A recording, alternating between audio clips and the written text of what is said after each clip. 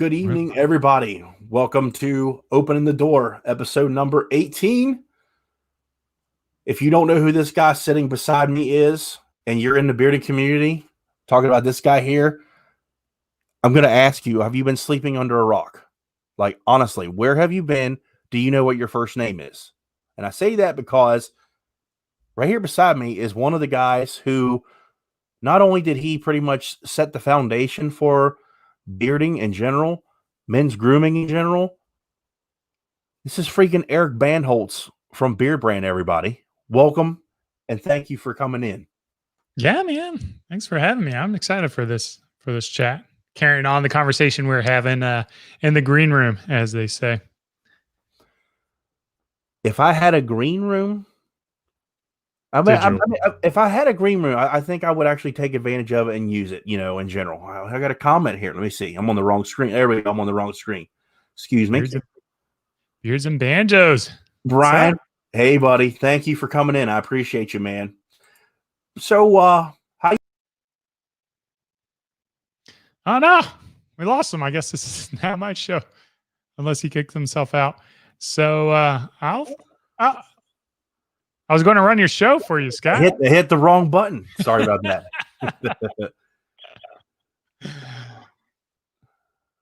Go ahead, man. So anyway, how you been? How's life treating Eric? Yeah, it's been good.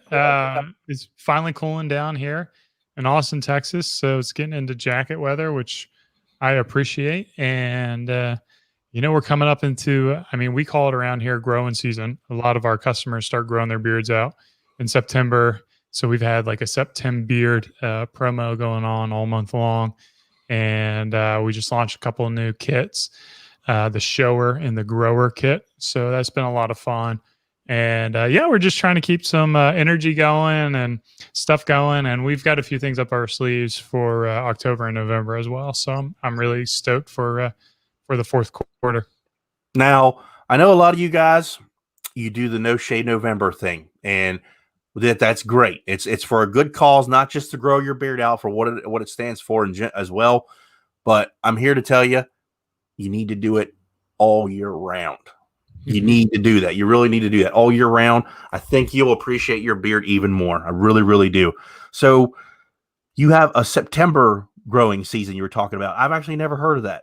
Is that a Texas thing? September beard. Yeah. Well, it's kind of like you tie beard into all the months and it's nothing like official. We're not doing anything. We're just kind of celebrating as the weathers get a little cooler and people tend to put their razors down, especially with the whole COVID stuff. I think we've had a lot of people who grow their, as Greg talked about in today's video, their Corona beards. So we have a few Corona beards out there that we've been helping out as well. Yeah, one of my friends was posting every day for like months. He was saying the quarantine beard. What's in the quarantine beard the whole time? Because because of his job shut down, so he was completely stuck. And I was like, man, I would hate that. I would hate to be stuck that. I love to work, man. So it would challenge me if I had a period of time where I wasn't able to work. And I can only imagine. I've had periods of times of my life where I haven't had work, so I know exactly what that's like, and it's definitely not fun. But at least if you can grow your beard, you got something keeping you going. Now, this didn't really affect you like killer much, did it? When all this stuff happened? No, we've been we focused on our utility bars, which are bar soaps, which is the product that helped keep our shop open, according to the guidelines. I think here in Texas, you needed soap. So we're an essential business, and we really tried to get the soap in our customers' hands and help them avoid getting chapped hands, and you get infections if your hands get so dry they crack open. So the utility bar is like a really nice, gentle soap that people can use to wash their hands or their body or their beard or their hair, or even use it to shave. So it's one of my personal favorite products out there. I'll go ahead and tell you, me and my wife, we are big soap users in general. And when I say soap, I don't mean going to the department store and getting Dove. We purchase our soaps from bearding companies, small batch companies. We call it the homemade hand soap. That's what we call them. And if that's what you're making, we're gonna have to give some Beardbrand soap a try.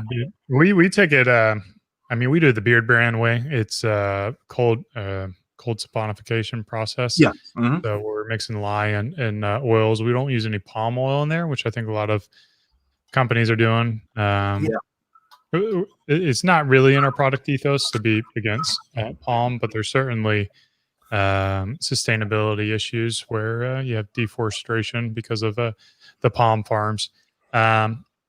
But with that being said, like we do that, but what we also do is we've created a mold, so they're round bars. And then we stamp them with the icon for each fragrance, and then we shrink wrap them, put them in a nice box. So I think the presentation is going to be better than, I wouldn't say better. The presentation is going to be maybe just a couple more steps than what most companies do, where they have the square bars and they just kind of cut it like that. So we always put a little bit more detail into our products than, maybe some people would go. There aren't very many companies that do a round bar. I will say I know of maybe two, and now you're the third. That's cool. It's good. I like companies that make a product different, to not necessarily to stand out because that's what most people want to do, but they're like, we want round, and you have a reason why. It's not just we just want to be different. You have a reason why you want to be round. That's really cool.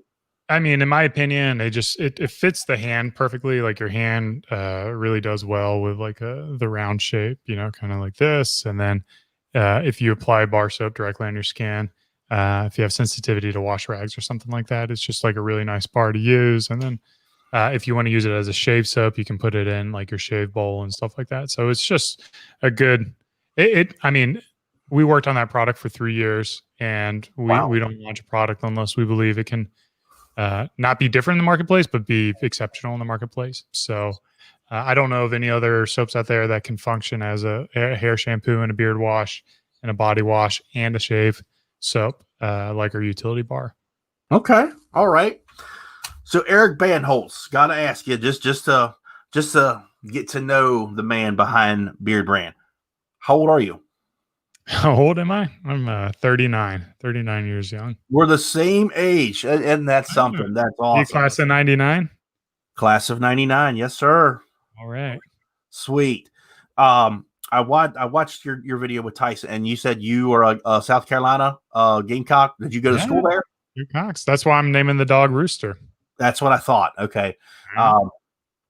So married, 2 children. Congratulations on the recent born one not that long ago, by the way. What made you, I got to ask because this is a bearding channel, what made you want to start growing out your beard? Like, give me, like, how old were you? Give me the background.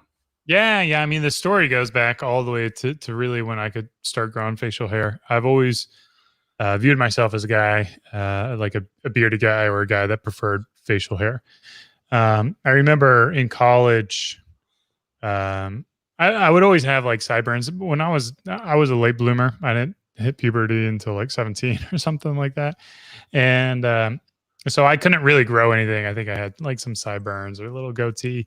I just kind of grew scruff here and there. But I remember like the counselors would talk about if you're ever going to a job interview, always shave. And that kind of bothered me, like I didn't like the fact that I had to change, my own style to fit in with the company. And of course, for what I wanted to do, I wanted to be a salesperson.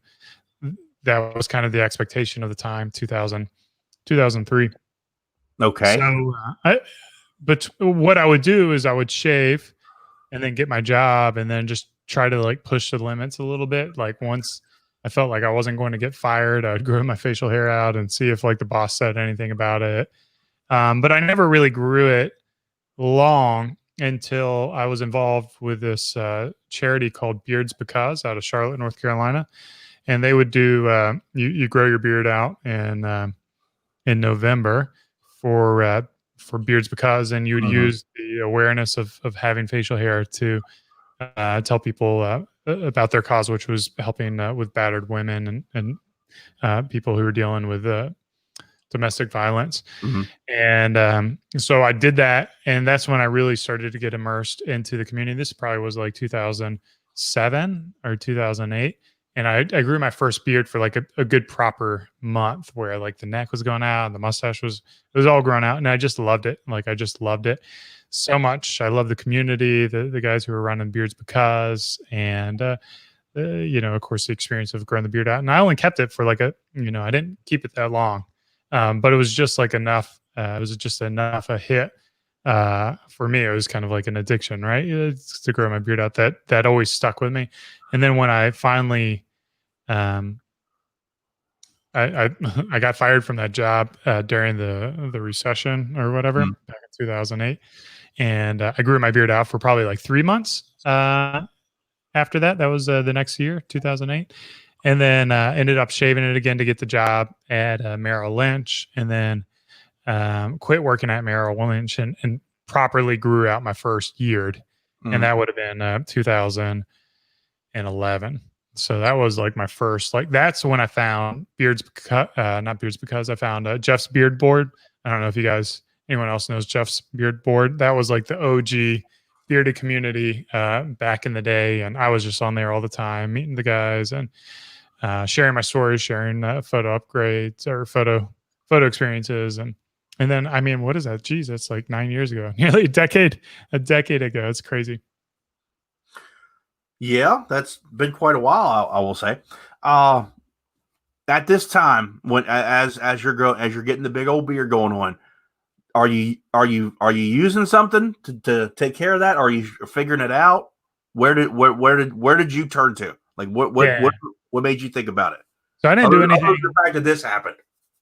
Yeah, I didn't do anything until my first big grow out, 2011, when I got into Jeff's Beard Board and like learned about it. A lot of the guys would talk about using like olive oil, just straight olive oil. I don't think there really were any products available in 2011 on the marketplace. If they were, like, no one really knew about it. So they were just talking about the different ingredients. Jojoba oil, of course, was a big one back then. And I remember I went and I think I got it from Amazon or something, but I got some cold pressed olive oil, put in my beard, and man, that thing just like, I smelled like a pizza oven or something like that. And I just like I couldn't do it, but I was like too cheap to like kind of play around with it. So I was just wearing olive oil in my beard, and it wasn't my favorite feeling. And then I eventually started blogging about it on Tumblr and our YouTube channel.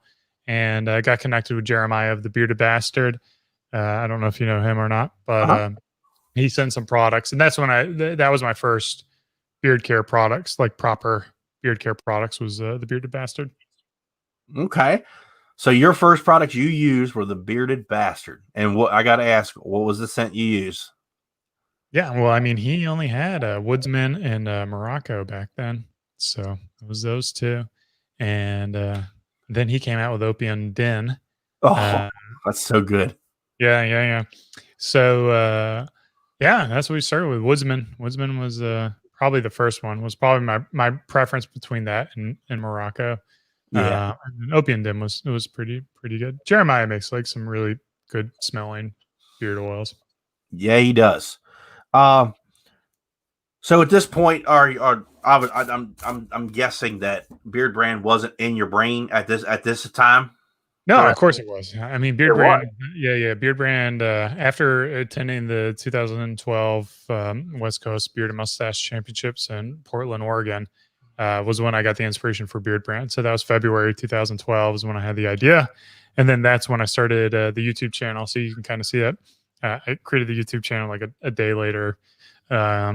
Built the website, built the blog, built the Tumblr page, and then just started creating the content for that first year. And then Jeremiah probably sent the products, and I don't know, I think it was like September of 2012 that he probably sent it to me and kind of had it. So maybe a little early. I could be wrong with those dates. So it's been 8 years ago.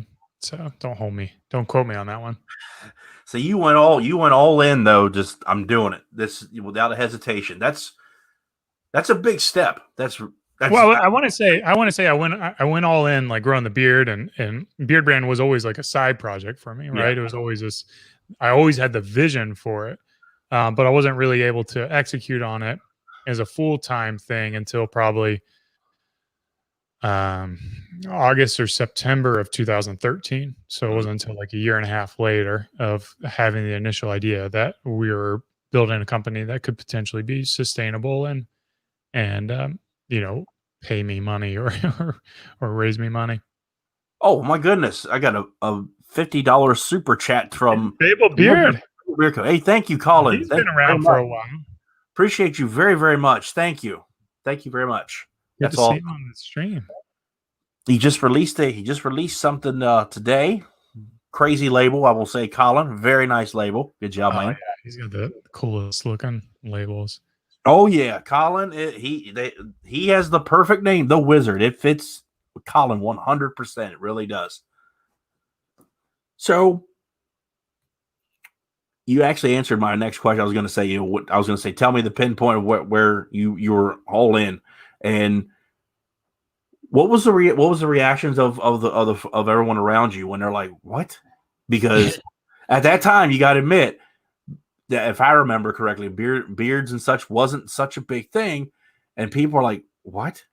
Is that you probably got that from a lot of people?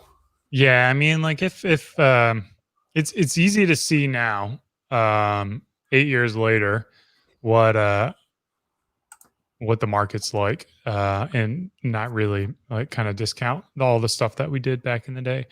But I remember telling friends, and they're like, "Oh yeah, man, it would be nice if you make a couple $100 a month or something like that on the side." Or they'd be like, "Oil? You're putting oil in your beard? Why would you put oil in your beard? Isn't that going to give you acne?" And so there's a lot of education in those early days. No one knew what beard oil was, so we really got a lot of words out to try to help people understand why they would want a product like this and how it can help in their journey and help them feel good and smell good, and also like kind of solve some issues that you have with the beard in terms of like itchiness or dryness or flakes under your skin. So we would go to shows, we would go to trade shows, and talk to various people, and just talk to everyone. Talk on our YouTube channel, and it was it's still fun, but it's a great industry to be part of. Now, when you say trade shows, I may call them something different. Are you talking about like the crafting events where they have vendors set up with tables and such? Is that what you're talking about? Now, we would go to like a trade show where retailers would come to find products. Okay.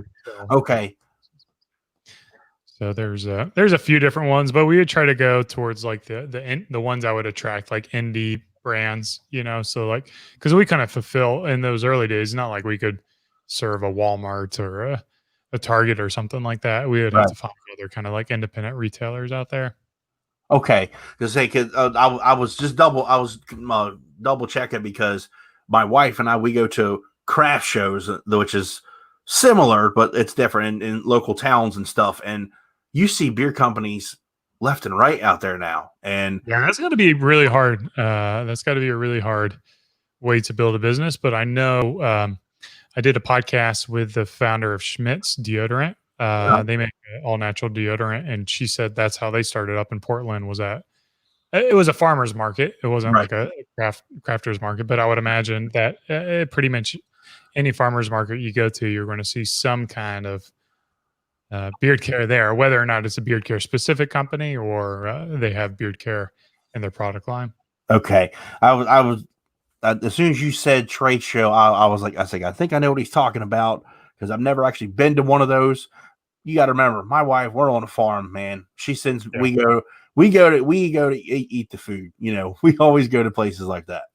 Yeah. The general public wouldn't be open to these, and you have to like buy a pass to go in there. So it's definitely like a business to business type of event. What do you think the best thing the Beardbrand offers? Is it the knowledge and the, I don't want to say entertainment, but the knowledge and the content you provide from YouTube, or is it Beardbrand, the product? Which one do you think people?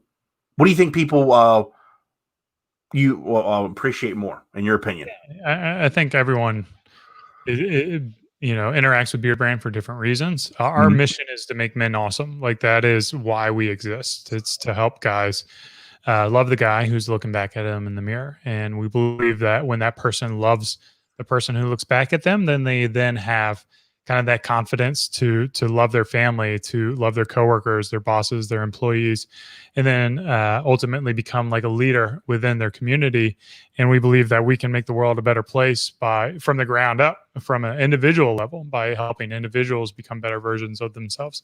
So everything we do kind of works in harmony. The content is very important for people to understand how to make the outside them look as amazing as the inside them is, like show the world that the outside matches the inside. And I stole that from our team member, Sylvester. I wish I could take credit for it, but it was just so brilliant. I had to share it.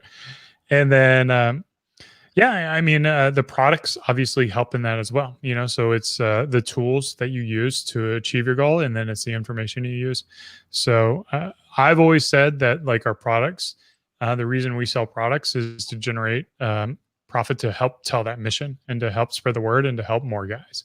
We're not one of these companies that's a product first company that's trying to figure out how to sell more products, and the content is to sell more products. So it is, we sell products to help us with our mission and our message.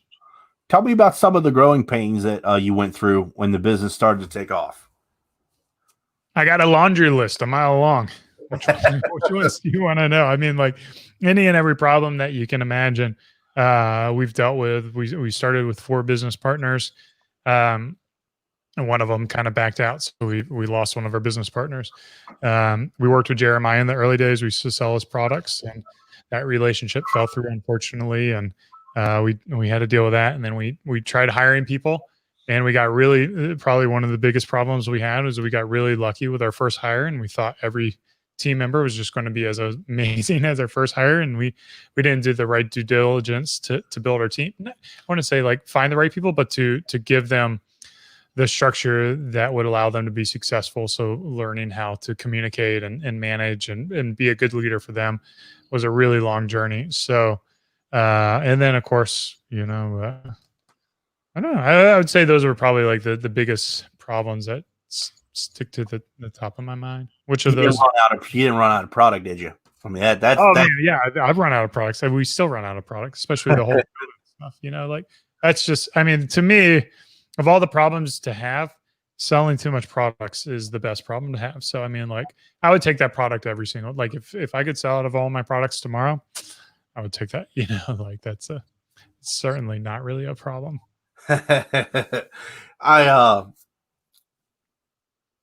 Define this for me. And now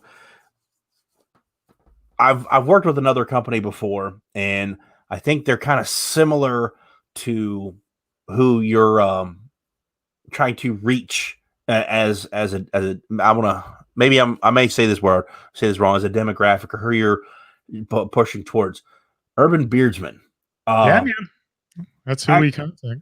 Tell me what that term means to you, because I asked another company this, not on the live stream, but I went to their facility and I was like, "What does that mean?" Because I was not expecting him to say that. I was like, "What?" It kind of threw me off guard. Tell me what you think, what that means to you, Urban Beardsman. What is that? Yeah, well, Urban Beardsman, of course, is a Beardbrand trademark. It's a term we came up with. Really, it was a term to kind of for me to describe myself. So when I was growing my beard out back in 2011, I was still pretty immersed in the business community, and I would go to these events, and of course, everyone talks about your beard, right? And they would always say, "Hey, man, Grizzly Adams," or "Hey, Duck Dynasty," or "Hey, ZZ Tops," and like all those are really cool dudes. Like I love all those guys, and I think they're like their beards are great as well. But when I look at myself in the mirror, I've got hands that were made for keyboards. Like these hands were not made for like swinging axes or, playing music or anything like that. So I've got nice, soft baby hands. And I was trying to like figure out how to like describe the type of bearded guy I am, because those all have words like, outdoorsman or, woodsman, musician, just kind of like, so I was just churning in my mind. It's like, what am I? And then I was like, I like to travel. I like to be in cities. I like to drink coffee. I like to do business, and that's when it just kind of hit me. Like, I like to be in the urban environment. I'm not I'm like a city boy, right? So urban, and then of course tie it with Beardsman. So urban Beardsman was kind of really a way for us to describe me as urban Beardsman number one, and then just guys who kind of identify with that, who might resonate with that kind of messaging. And fortunately, there's more than just one urban Beardsman out there. So Right. it kind of makes me happy that I can resonate with other people out there who struggle with the same things I struggle with. And I want to even say like their struggles, because it's like, if you're like, like you're out in the farm, but what a lot of, kind of, what are they called? White collar, or just like Blue collar. what a lot of like city urban dwelling people deal with is like your boss really insists on you not having facial hair. Like, there's a lot of either said or unsaid pressure to look a certain way in the office. And then a lot of times your mom doesn't want to see her baby boy, grow facial hair. And then like a lot of these guys are involved in their churches, and a lot of pressure within churches as well is to look a certain way. So these are kind of like the messages that we needed to focus on, and wives too, kind of like that expectation of a wife who, has this vision of what their husband is, or their partner, and helping them understand that you can have facial hair and still be professional. You can have facial hair and still be a doctor or a lawyer or a business person or a minister or a stay-at-home dad, like a beard or a construction worker. It doesn't matter. Like, you can have a beard and be anything. It's just like a style of hair. Speaking of that style of hair, I got to ask you, because I'm not allowed. How in the world what does your wife think of that? Because my wife is 100% against it, because I've said it time and time again. I would love to grow one out. How did you get away with it, other than for the brand? Your wife was all for it?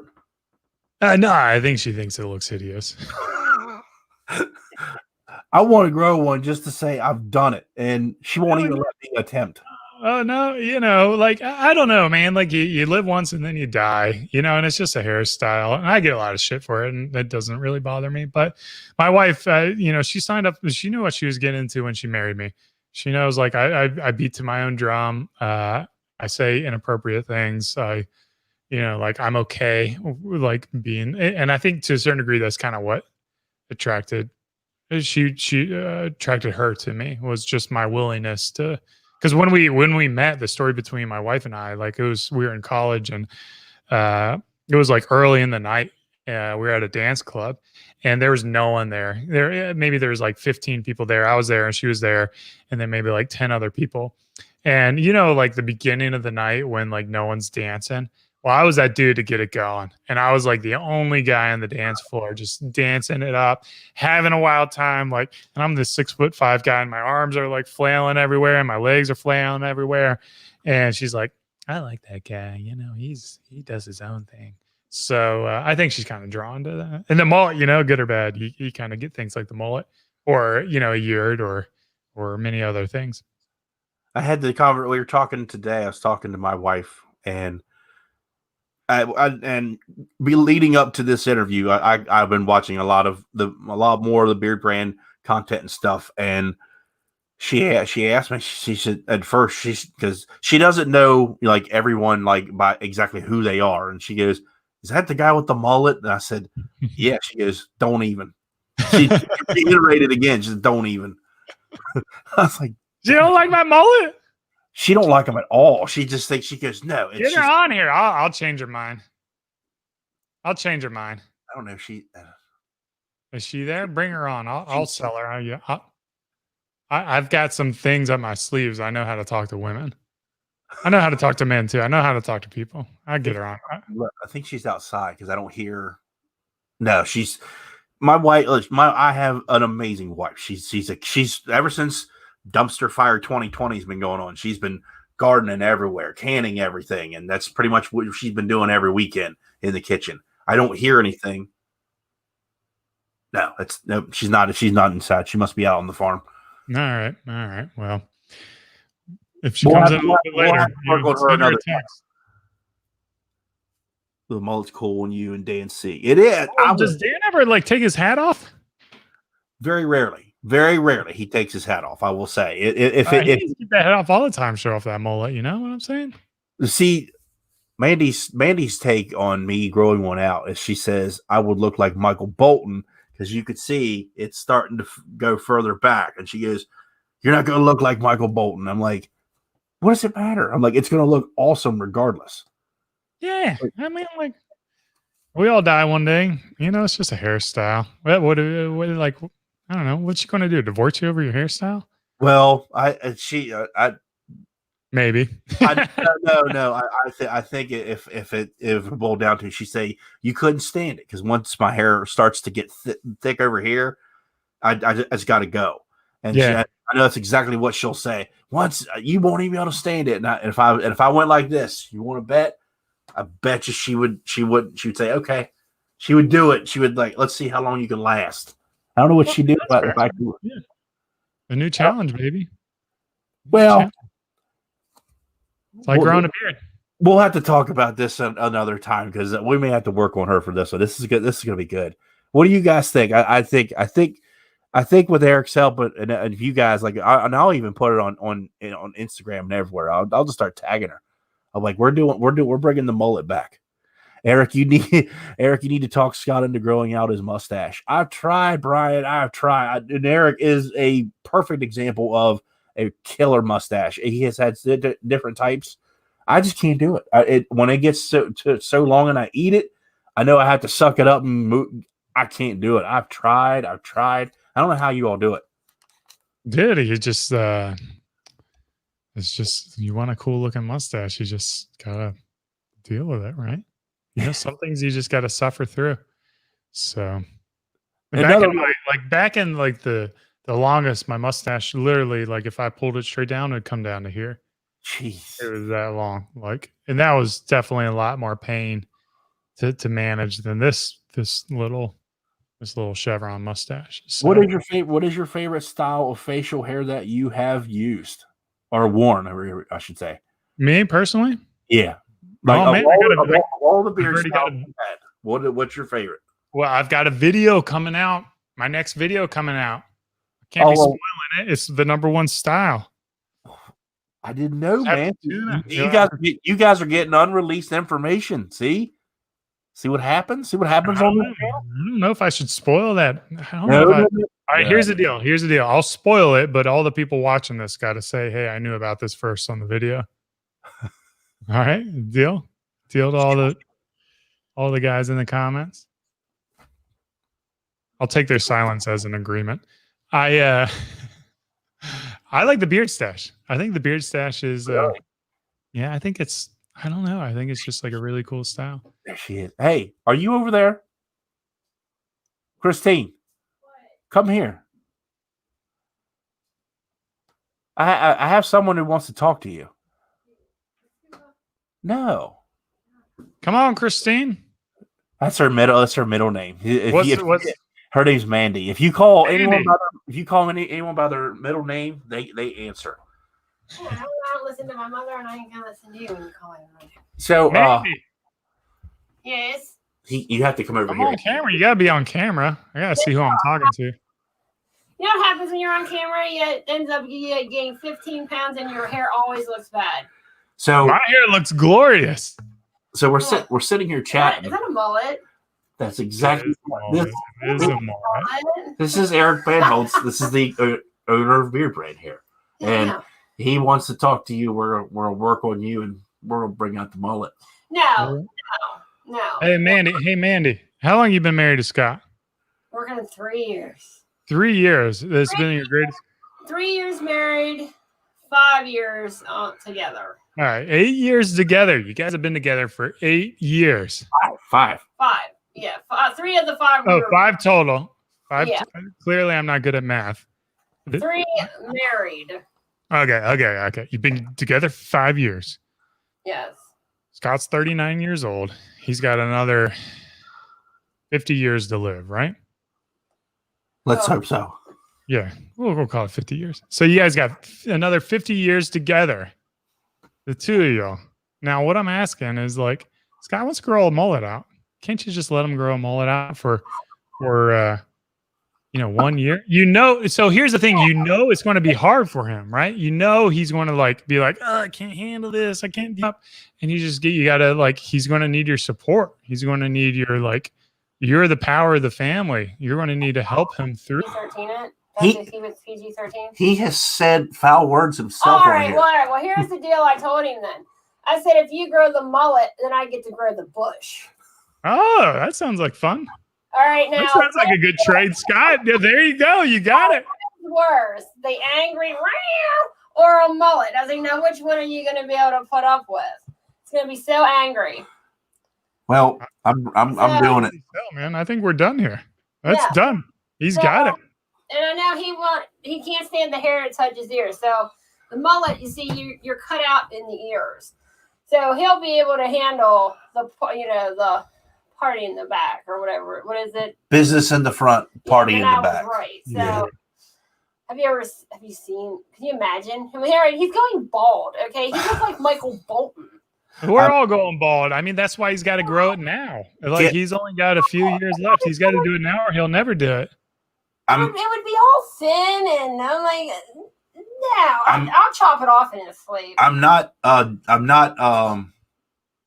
shy or anything, guys. It's actually freaking hot in my room right now. I'm kind of sweating, so I'm hot. Well, you have all these pornographic lights on. Well, we got to keep it professional. That's what we do here, But I think we've made some ground here, so I think we're gonna bring the mullet to Beard Times with Scott. Compliments of Mr. Bandholz. I want to appreciate you very much. And then you grow the mullet, I grow the bush, and I'll shave my pits. Knock yourself out. And then you'll have to put up with the cave woman. I think I do have to shave anyway. I think knock yourself out. But no, you're not growing a mullet. Look at that. See? She won't do it. She won't. No, because you look ridiculous. I'll chop your beard off and your mullet because we just discussed that you weren't going to chop this off today. Sometimes you just got to look ridiculous.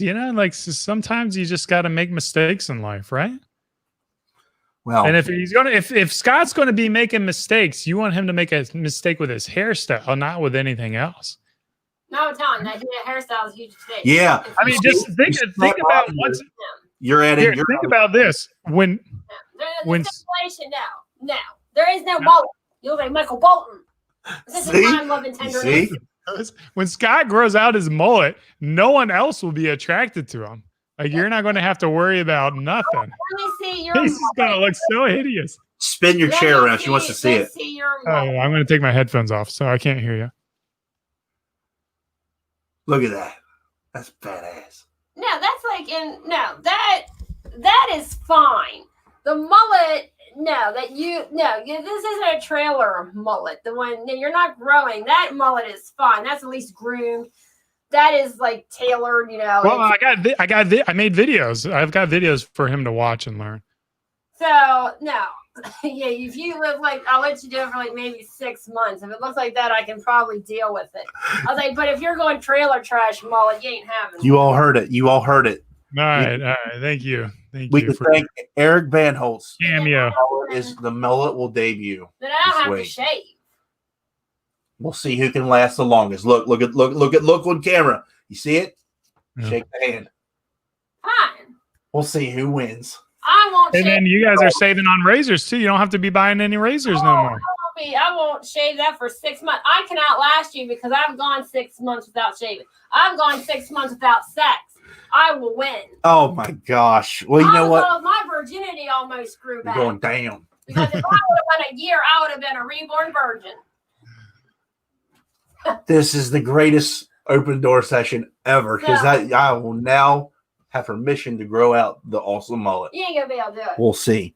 Okay. We will see though. It is a challenge. It is not an easy thing to do. So, it's not easy. Okay. All right. Ouch. All right. It's nice to meet you. I'm going down to fry some chicken. All right. Save some for me.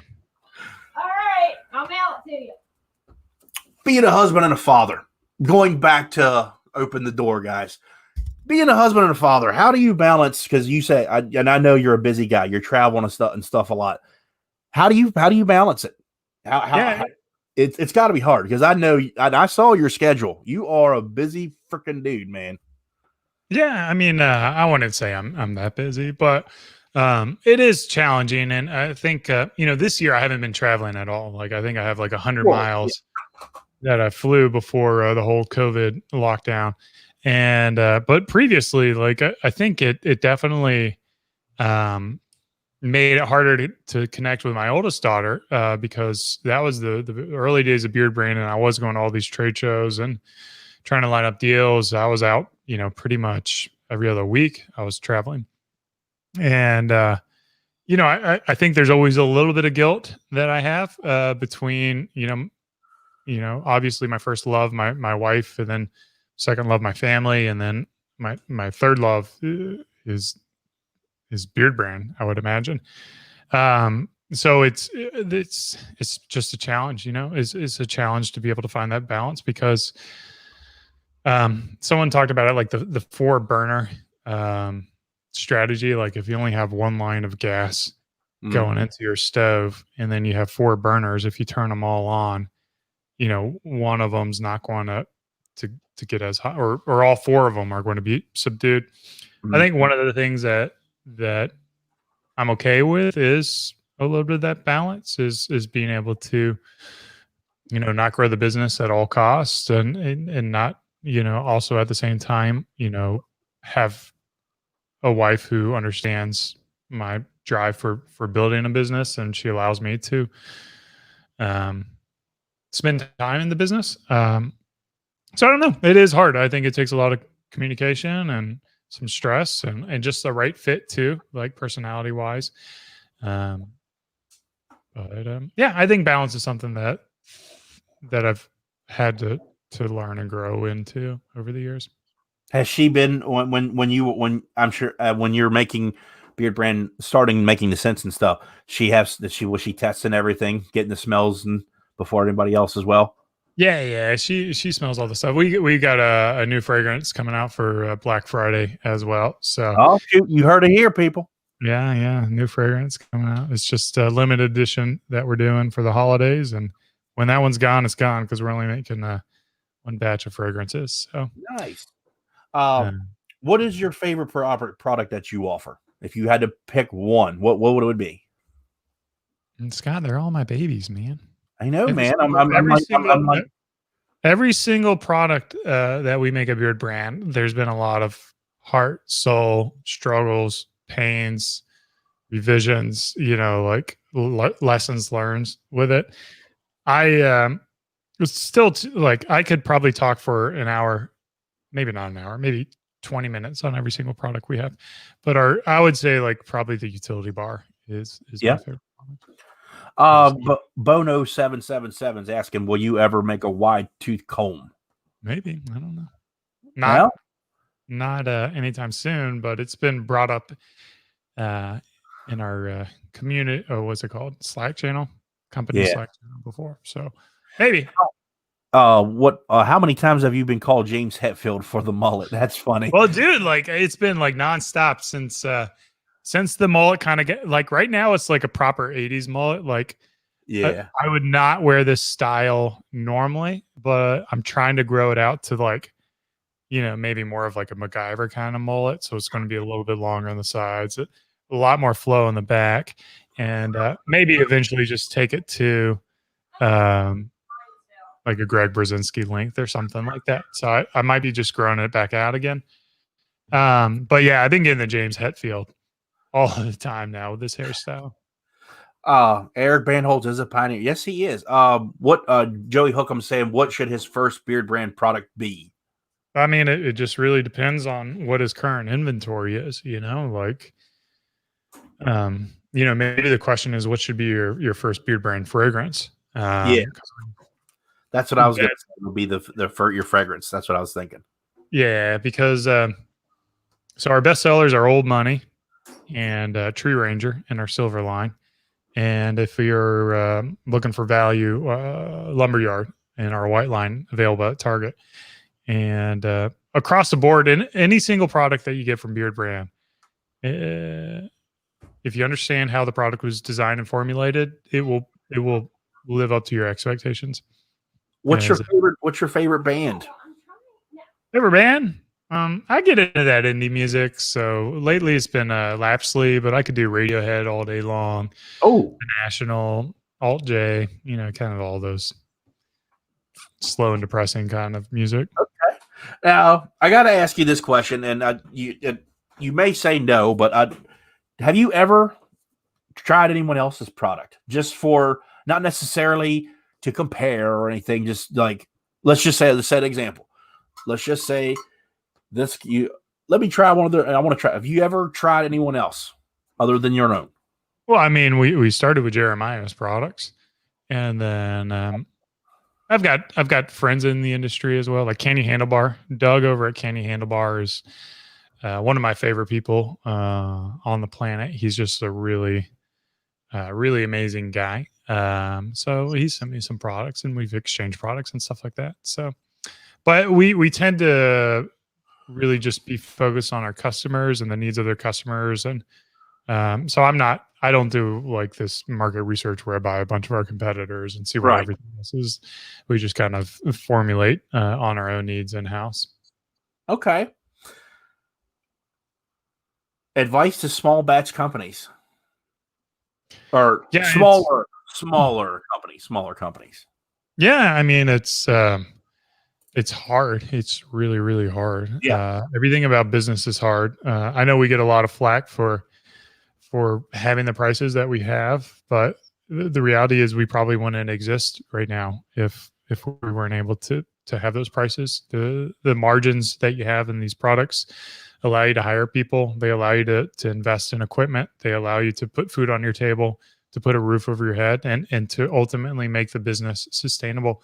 So if you're a small batch guy, you have to understand your finances. You have to understand the money that's going into the products, the costs that are going into the products, and your time. You have to value your time to understand what those costs are going to be. And it's okay if at a small batch, your margins are really tight or lean. If you know that you can build scale, if you can, build efficiencies over time and then lower those costs in production. But yeah, man, if you don't know finances, the company won't be sustainable, and all your passion for the craft and having an amazing product will all be for naught, because you're eventually going to burn out if you don't make money. And advice for someone starting a YouTube channel, because obviously your Beardbrand and Beardbrand Alliance are awesome channels because I watch and subscribe to them. What would be your advice to someone with a YouTube channel? Yeah, I mean, YouTube's talk about another thing that's really, really hard. Building a product company is really hard, and then building a YouTube channel is really hard. In the early days, I remember just trying to interact and reply to all the comments. And to this day, I still get into the comments, and I've got the bad habit of like replying to the snarky comments or maybe the negative comments with a little bit of sass back. I should probably not do that, but I love interacting with the community and communicating with the community. That's going to be a great source of information. And then YouTube has all the datas and analytics you could ever want or imagine on the platform. So you want to leverage that to be able to find out what's working. So success on YouTube comes down to three things. These are the three things that you need to spend 95 to 99% of your time on. It's your title, it's your thumbnail. And those two things have to work together to create interest and intrigue. And then the third thing is your content in there has to satiate that curiosity, and it has to do it in a way that retains people on the videos. So if you can just focus on those three things, nothing else, you will start to see growth and success in your channel. And test. You have to test and test and test. So if things aren't growing at the rate that you want them to grow, test that title, test that thumbnail, test, because you can look at your click-through rate to be able to understand, is my title and thumbnail working? And then you can look at your average view duration to understand, are people enjoying the content and staying around for the content? So what do you do outside of Beardbrand? Other than when you said you like to travel, What is it that Eric likes to do when he is not in the office or behind the camera? Yeah, so I did say I got super soft hands, but if you actually look at my hands, you'll notice I've got some good calluses on there, and those calluses are from rowing. I love to row. I love to row. I get out on the water, not as much as I used to because of COVID, but I've been lifting weights too to try to build my strength for rowing. So I built this little home gym with I've been doing deadlifts, squats, bench press. That's it. Just four workouts. Well, I will honestly say I'm not as I'm clearly I've got ways to go to catch up to you, Scott, though. Well, there's a difference though. I'm fat, and I'm not afraid to admit it. I have a wife that makes really good food. It's not good for me. Fried chicken, man. That's what I want. Some of that fried chicken. When I was younger and I played my music, I was in shape. I was performing, hours at 3-4 hours a night, and I kind of got older and got married and got comfortable. It's my own fault, and I know when I see my doctor here in another month, she's gonna kill me. So I know my life's gonna change here in the future. I can already see it. Well, you know what you can do is you can grow the mullet until you lose whatever weight you're trying to lose. See, I would yell, but I'm just gonna be loud. I wish she could have heard that because she's gonna say she get on you about your weight too. She needs to. She does. She keeps me in line. She does. I can't lie. I've started to do a little bit of exercise and stuff. I just need to be consistent. That's it's hard for me. I can't do it. Like if I'm not rowing with my team, if I don't have that accountability, I'm not working out. Like I'm getting I need to learn to be. I need to learn to be more consistent in working out and such. And I love to eat, but who doesn't? I eat all the bad stuff, and I won't change. I never will. I know. You just got to work harder then, man. You just got it's if you burn enough calories, you can eat all you want, man. Michael Phelps was eating like 6,000 calorie meals when he was training for the Olympics. So yeah. The future of Beardbrand. What's the future of Beardbrand holding? Yeah, I mean, so like we talked about before going live, scent confusion is the big thing that we're talking about. Scent confusion is that thing where your shampoo and conditioner, your beard wash, your beard softener, your beard oil, your body bar, your deodorant, all these products, they have different fragrances, kind of like you walk through like a Macy's department store cologne aisle, and you don't really have like a cohesive fragrance. You don't really know what's going on. So we've created all of our products and all the fragrances, with the exception of EDP, which is only for our gold line. Mm-hmm. But yeah, pretty much from head to toe, you're going to be able to get the same fragrance and instant confusion. So that's the big thing for us. We want to focus on that messaging. We do have a brand new product coming out in October that is not related to any other product that we have now. So trying to get that product out there and creating a new market for us. So that's going to be pretty exciting for us. And then long term, we got to get back into Europe one of these days. So that's probably a 2022 type of thing, and make it easier for people to buy the product. So we may get into larger retailers like Target, if we're lucky. Okay. Well, I actually have one more question to ask you, because I've been watching a lot more lately. I got to ask, because I've never actually asked any. How did you find the people who you work with? Carlos, Greg, where did you find these people? Yeah, they're just all hidden under a rock. This is fabulous. Were they like customers of yours? How did you find these guys? Each one has a story. Everyone has a story. So I'm always, it's like this conversation, Scott. I like to talk to people. I like people. I enjoy people, and I enjoy being around people who are equally passionate about the things that I am. So, I don't know if you've ever watched Jeff Juan Cristiano's videos. He was one of our earlier partners that we collaborated with, and I met him on Reddit. He posted on Reddit. You have this amazing like before and after transition of him without a beard and then him with a beard, and I just reached out to him. I'm like, hey man, let's share content, because I never wanted Beardbrand to be Eric Brand. I didn't want Beardbrand to be about me. Right. I wanted it to be about the bigger whole. So it was always important for me to bring in other creators. So Jeff was one of the first guys, and then we brought in Joel, and I think Joel was like a customer, or he might have even just emailed me out of the blue. He might have been a fan, and he talked about how he liked what we were talking about and what we're trying to do. And then I got him to do some content. And then of course we collaborated with Andrew Tires, who man, I wish he didn't take a backseat. We've done collaborations with George Bruno. We've done collaborations with Scott Mags, not Scott Mags. Scott it's killing me. Scott, Energetic Scott down in Texas. You know who I'm talking about, right? The other Scott. Scott Barnes. Yes. Yeah. So we done collaborations with him. We even did a collaboration with Scuba back in the day. And then so Carlos was like 2013. He was kind of like one of the few like bearded model influencer kind of guys that was getting a lot of scene, and Instagram was kind of new and hot. So I just reached out to him and sent him some products, and he liked the products and he liked what we were about, and hopped on a Skype. I still remember the Skype call I hopped on, and I was just kind of like in shock, that he would talk with me. He just seemed so cool. And I mean, he is a cool guy, but he just seemed like, like he would be one of those guys too cool to talk to you. And he's like totally down to earth, totally cool.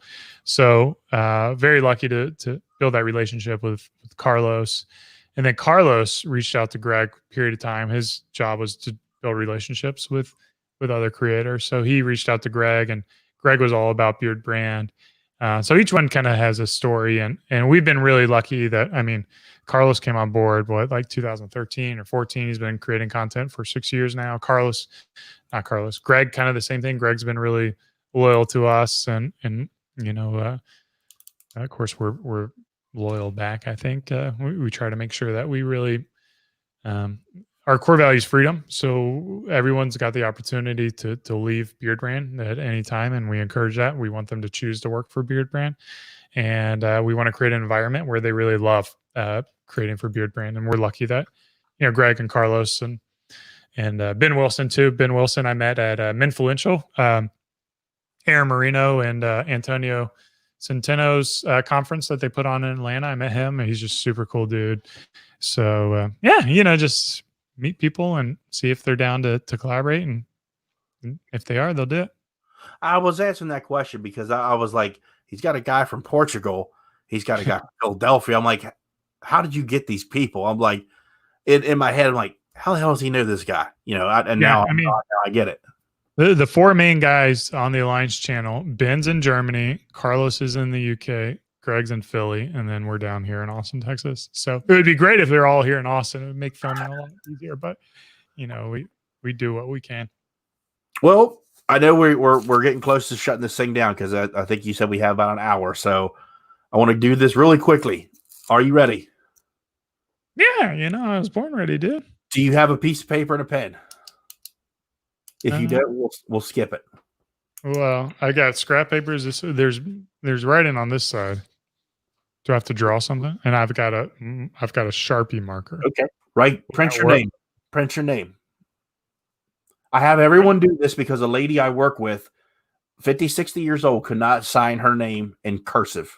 And I was like, a couple questions. Am I doing a lot of writing? Do I need to leave a lot of space or what? Write your name. You're going to write your name 3 times.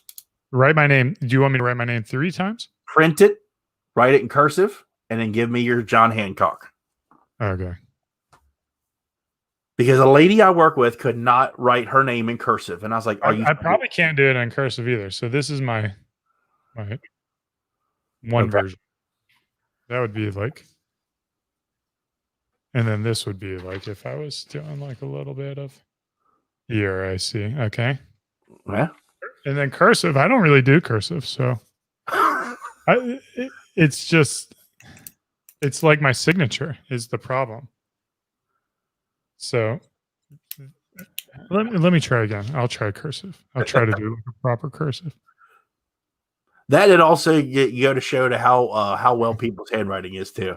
Yeah. So this is that's my like crappy cursive, and then like my real proper signature. Hold on, I screwed this up. This would be my signature. Nice. Send that to me. I take up all the line, but yeah, I can't do cursive either, man. Okay. You are in the hot seat. I know all the letters, but yeah, my hands were made for keyboards, Scott. How many times I got to say that? You are in the hot seat. Speed round questions. Coke or Pepsi? Coke, man. Anyone who says Pepsi, they're dead to me. How do you take your seriously, man? You're not a Pepsi guy, are you? No, hell no. Coke all the way. Jeez, that sweet molasses, nasty. How do you take your coffee? I've been brewing an espresso over ice lately. No okay. Okay. Black. Devin, official beard code. This is for you, buddy. How do you eat your steak? How do I eat my steak? With a fork and knife. How do you like it cooked? How do you like your steak cooked? What would it be? Medium rare. The redder, the better. Not completely rare, but I tend to like it on the red side. All right. Your peanut butter and jelly sandwich. What do you use for peanut butter and jelly? Crunchy. And then jelly, I don't really care. And then wheat bread. Okay. All right. A good 12 grain bread, not like a white. Okay. All right. But the jelly is universal, whatever. Yeah, it could be. I mean, jam. I tend to like texture, so like a jam with texture. In it. Strawberry or grape. It could be strawberry, grape, cherry. Sweet.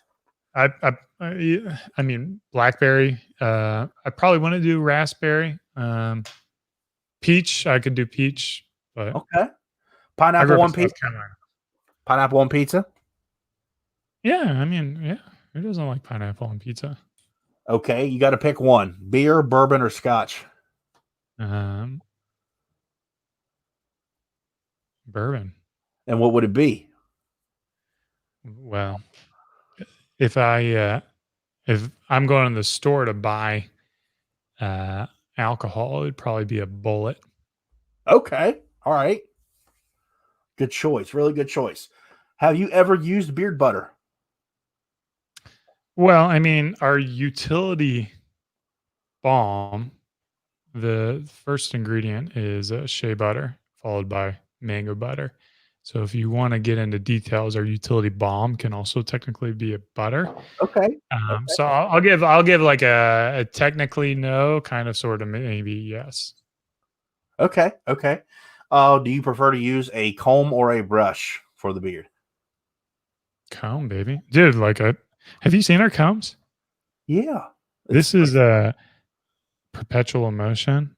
And then this one is dude, I have a comb fetish.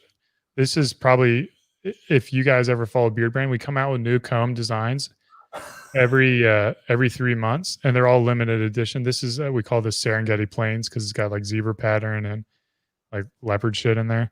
And man, we've done some really dope ass combs in the past. So yeah, I could talk about combs forever if you let me. What's your favorite movie if you had to pick one? Oh man, probably the first one that comes to mind is the Big Lebowski, and then I also like that one. What's that Japanese one with Bill Murray? Shit. Oh, you know what I'm talking about with Sophie, Scarlett Johansson. She goes to Japan. She meets Bill Murray. Lucy? No. I don't know what it is. River Rock? No. Well, River Rock was the name of one of our combs. Oh, that's what I thought. The comments are delayed over here on the StreamYard site. Well, it could be a movie too. I don't know.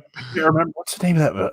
It's killing me because I don't know. But let's Google it real quick. Lost in Translation. That's it. Okay. Lost in Translation, or I'm a total. Yeah, there it is. I'm a total hipster too. So any Wes Anderson movie, I will watch and enjoy. But my favorites are like the Big Lebowski. Hat or beanie?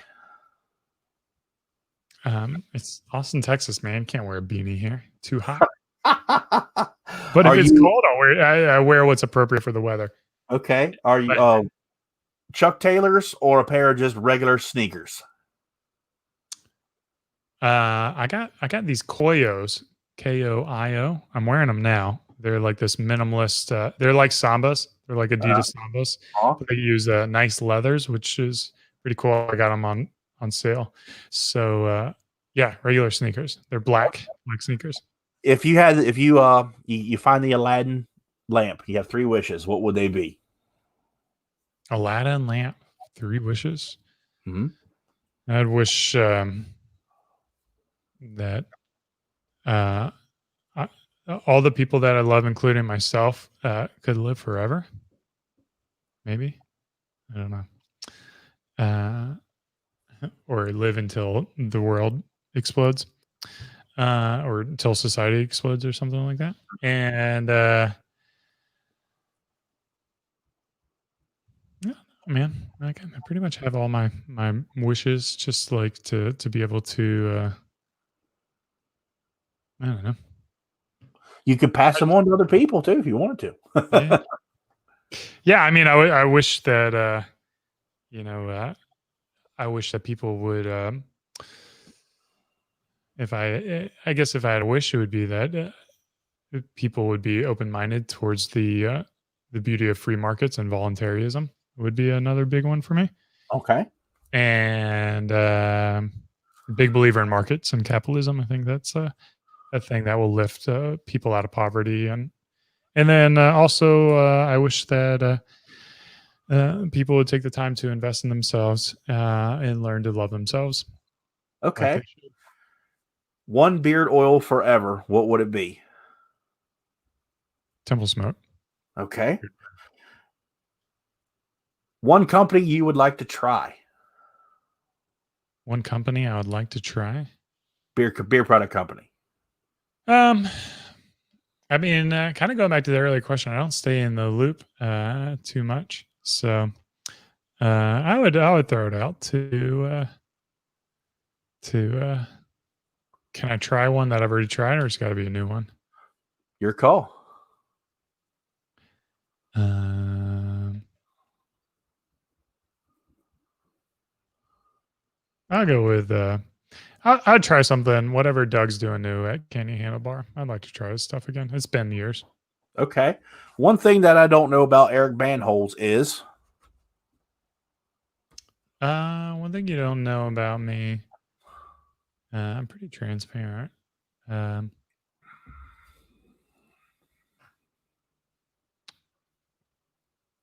don't know. Like the guy that's goofy on camera is someone who I really identify with, and I feel like is part of me. And I'm not drunk when I'm making those videos, when I'm being real goofy. Oh, okay. Who's your hero? It's hard not to say your dad. I've got a good dad. He's been a good inspiration for me. All right. Who rocks the mullet better, Eric Bandholz or Mark McGuire? I don't think I rock the mullet very well. I don't know if it's a particularly attractive hairstyle on me, so I'll just go default Mark McGuire. And your favorite cartoon and character? Favorite cartoon? I don't watch it religiously, but I've been getting into Rick and Morty. I feel like that's a pretty dark humor that's pretty enjoyable. So what is it, Rick? Rick's the terrible drunk grandfather. And your favorite James Bond portrayal? Who did it? Who did it best? Actor Daniel Craig, man. Got to represent all those blonde-headed guys out there. Wow, you're the first person to name Daniel Craig. Who the fuck? Really? Yeah, everyone else is. It was Sean or Daniel Craig was a second. Dude, I guess everyone you got on the show's got brown hair. Then I guess so. I love the Daniel Craig movies, man. I just think they're great.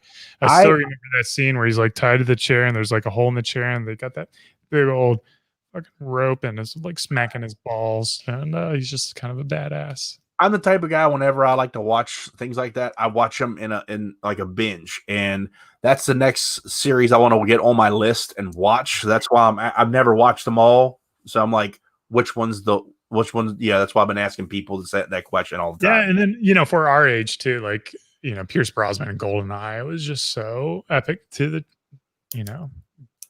when we were playing that game in high school. And that was like the first one that came out after like a 8-year hiatus or something like that. So Yeah. I've got a soft spot in my heart for Pierce Brosnan. But yeah, I like the Daniel Craig ones. I got 2 more questions for you, and then you have survived the hot seat. Who would you like to see in the hot seat? I mean, I would like to see Jeremiah Newton in here. That'd be killer if I could do that. That'd be really, really awesome. He's mad at me, so it'd be interesting to see if he's still mad at me. He's a good guy. I'd like him. I think he makes great products. Put that on the record. He does make really good products. He does. If now that you've been on the hot seat, you see what my open door session's about and what I do. I always ask for feedback. What should I add or change to the channel to this? Yeah, I mean, I thought it was fun to bring your wife on board, man. You're actually more inappropriate. You're actually the first one from the open door segment to bring on there. You were the first. I was like, wow, I didn't think she'd come on. Dude, Scott. She comes on the channel. I got skills, Scott. I can do things. Well, I now have permission to grow a mullet, so I have you to thank for that. There you have it, folks. And now you get to start dealing with all the comments on your YouTube channel about your mullet. Yeah. I'm going to make a video about it too. I am going to say I'm growing it out, and I got to thank Eric Bandholz for getting this kicked off. So I'm going to do it. It's going to be good. There you have it, folks. He has survived the hot seat, and I want to thank you for giving me this opportunity. This has been an honor and a pleasure to have you on here. And I ran out of questions actually to ask you because I didn't know how long we were going to go because I figured it'll be about an hour. And this has been one of the best ones I've done so far. And I greatly appreciate you because you were actually the first person that I wanted as a goal. I was like, this is the guy that I want to work this interview session up to. And in 18 episodes, I finally reached my goal, and I greatly appreciate it. Well, I'm very grateful that you reached out to me. It's been a pleasure chatting. Hopefully the audience, the fans, they enjoyed it as much as we did. It's been fun. It really has been. Tyson and David from Faithfully Bearded, thank you guys once again. I appreciate both you guys very, very much. One more question. If it works out for us, can we bring you back for a second one? Yeah, I love doing these things. This is my job, man. Just be on YouTube. I'd be on YouTube all day long if my wife let me, right? That's one of the things that I got to convince her to do. Create more content. Now, this is a long shot. Do you think we could have Eric Bandholz have a food challenge against Mandy? Because she's famous for doing her food challenges. What's a food challenge?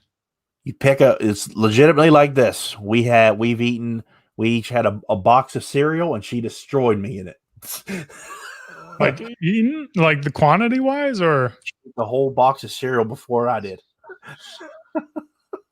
Oh, I ain't doing that, man. I'll get demolished. There's a reason why I got skinny arms, man.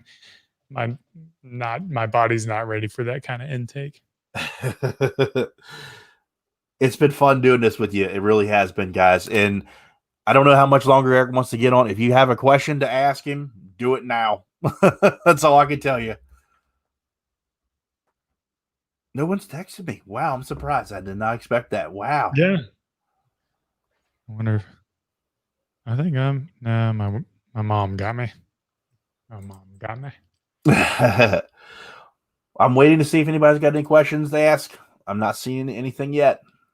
No, I think they're just talking about how great we are, like how we're the two most awesome people on the face of the planet, and how their Friday evening is now complete because they got to see our two beautiful faces for an hour talking about beard care. And this was a different one. This really was, because in all seriousness, I have a channel that not a lot of people know, but in the bearded community, I like to think that I'm a fairly well-known person, and I have who I call the icon, the man who has pretty much put it on the map and we got it together, guys. I mean, this is huge for me. This is a big deal. Johnny Grooms, are there any Beardbrand shaving products in the future? Not in the future. There's ones right now. The utility bar. Grab that utility bar. It we formulated to have a glide lather. So what that allows you to do is, if you want to, you can apply it directly to your skin. You can also use it in a shave bowl to be able to get lather. But I like using it directly on the skin because it doesn't foam up, and you're able to see your cheek lines and your neck lines as you shave with it.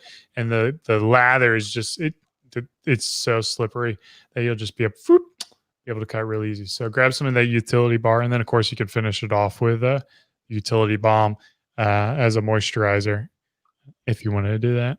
Johnny Grooms is very famous for doing his head shaves and stuff. That's why he's been asking, because he will use the straight razors and such, and he's always looking for head shaving to do that. Oh yeah. The utility balm, a lot of guys use that on their bald heads. We have so many bald customers, so like it's a big part of products that we make for it.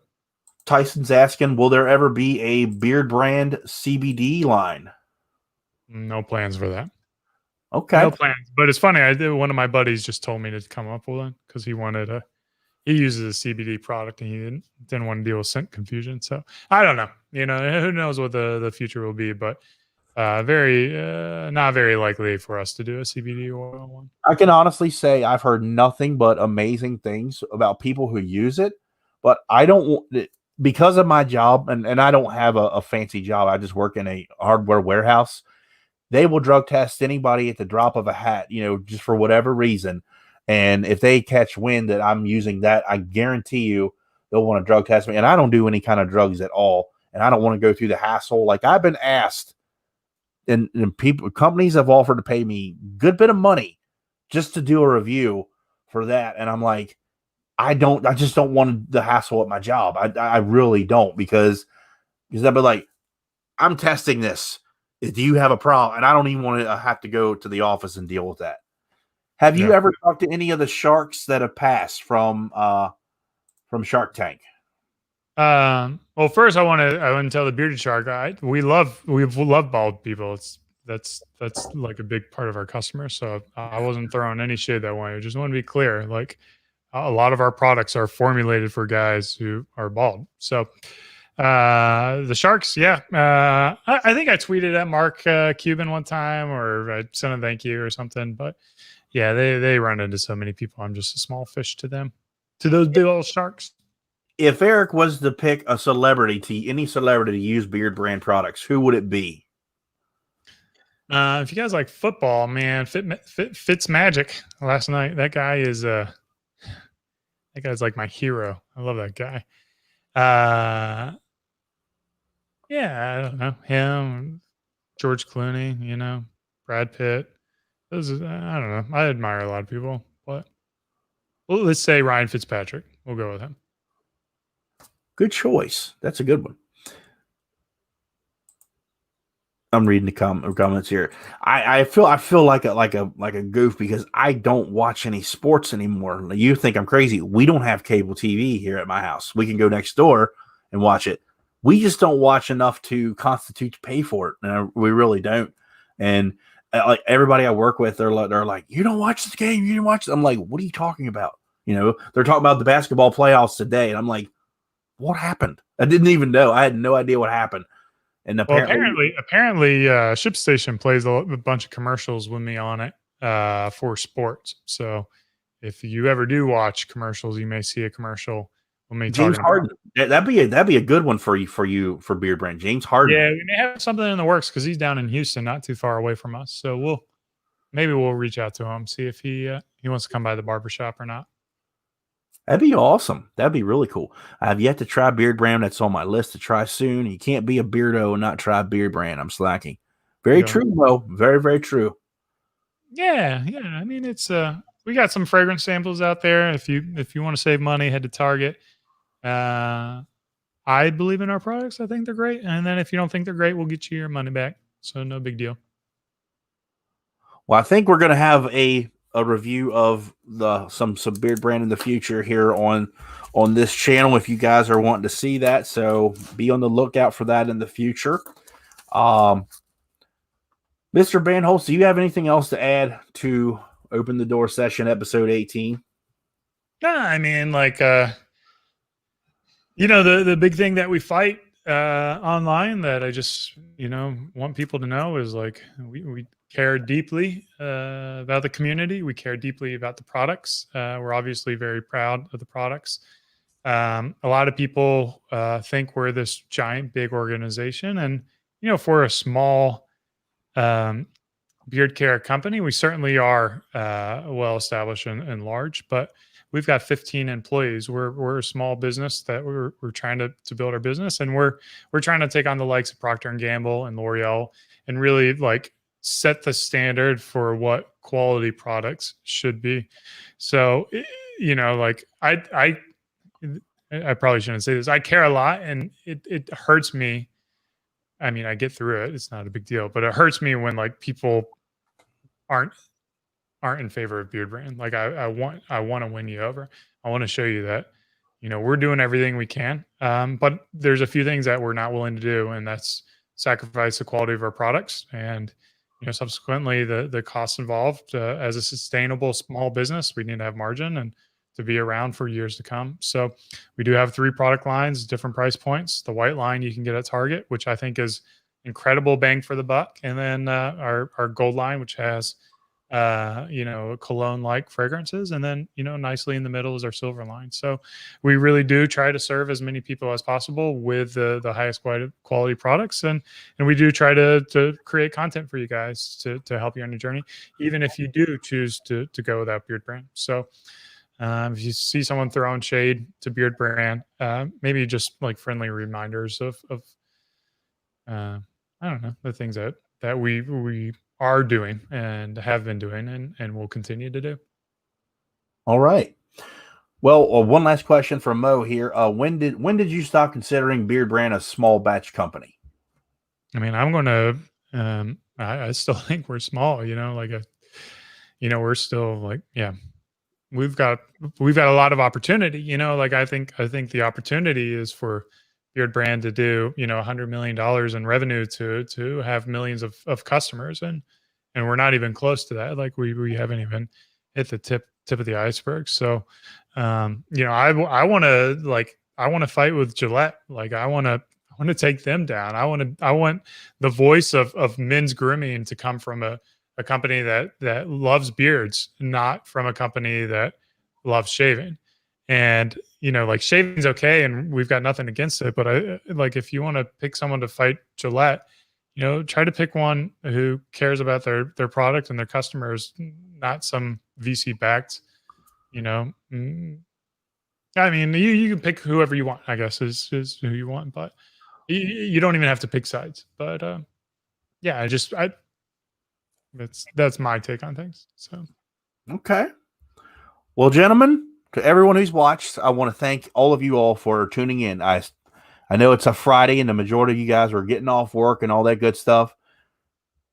I looked at the man's calendar. I picked the time he had. I went with the latest time he had, and I didn't want to take any time away from his family because he's in the middle of Texas and he's an hour behind me.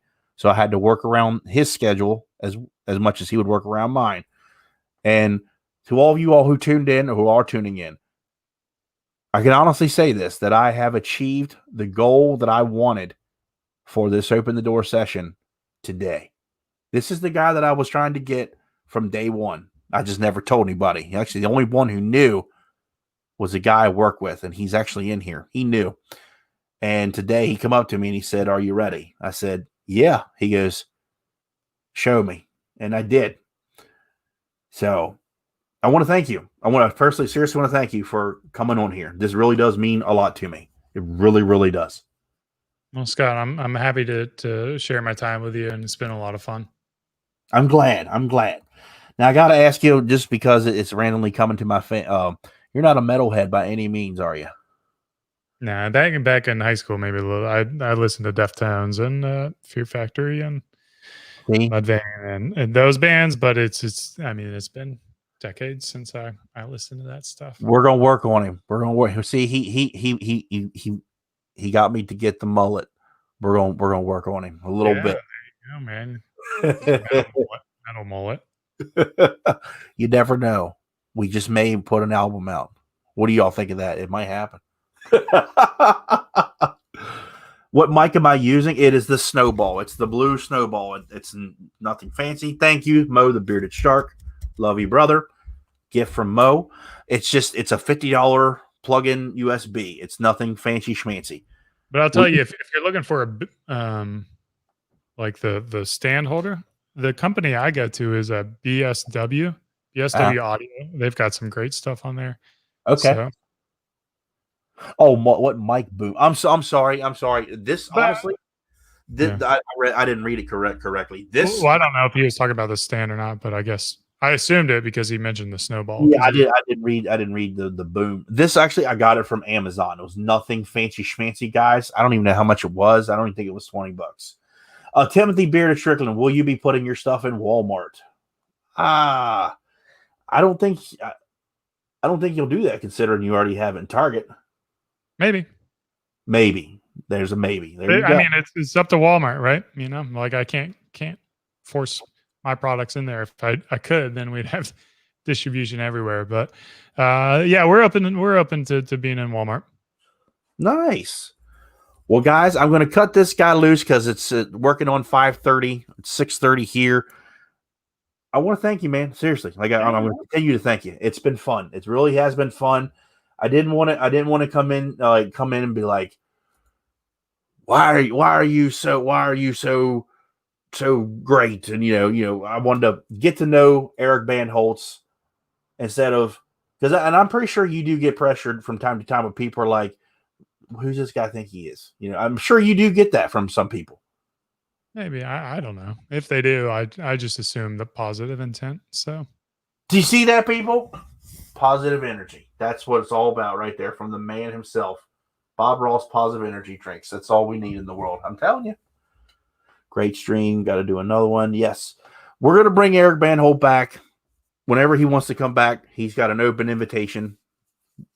And this time, we'll see if we can get him to make an Instagram promo and say, I'm taking over Beard Times with Scott's YouTube channel. I'm getting off Instagram. I'm done with that platform. Mark Zuckerberg. He's saying that, but, we're going to work on him with that. I'm done with the Zuck. See, now you're going to try to get me to come over to Twitter. I figured that's what you're. Twitter's great, guys. Come to Twitter. See, I've never ever really used it before, so I'm like, I don't know. You'll have to educate me on that one. I've never really messed with that. All right, man. I got to get to the family. Scott, thank you so much for having me. Hey, thanks everyone. It's been great to have you. Everybody, thank you for tuning in. Everybody keep on bearding. And as always, what's your slogan? There it is. Yeah, cheers. Keep on growing.